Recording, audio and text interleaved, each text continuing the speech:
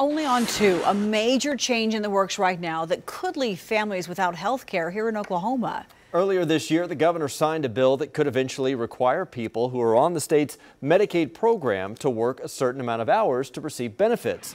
2 Works For You reporter Tony Russell is live in Muskogee tonight with reaction from families who could be affected by the change. Tony?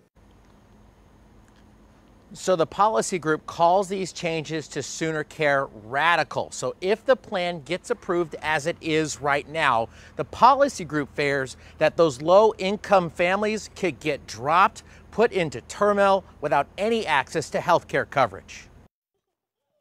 More than 1 million Oklahomans are on the state's Medicaid program, Soonercare.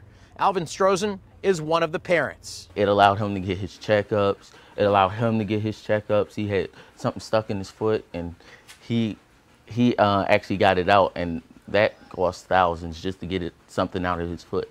OK Policy says the plan would allow the Health Care Authority to cut coverage for parents like Alvin if they don't report that they're complying with new work requirements of at least 80 hours a month.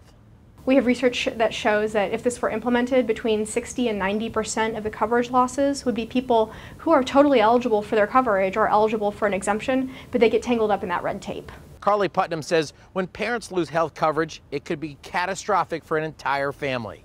A lot of states are considering proposals like this, and we found that when people get involved during this public comment period, they have a real opportunity to shape public policy. Alvis understands why the plan is out there, but thinks this could create a disadvantage to the people that really need the help just to get by.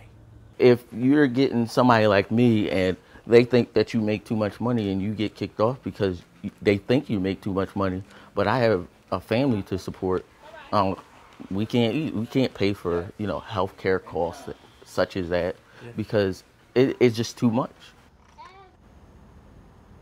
So there's now a public comment period where you can actually weigh in if you are a Soonercare family and tell the state how you feel about the proposed changes. It will be up to the federal government to approve those changes. For more information, I'm updating this story at kjrh.com. Reporting live in Muskogee tonight, Tony Russell, 2 Works For You.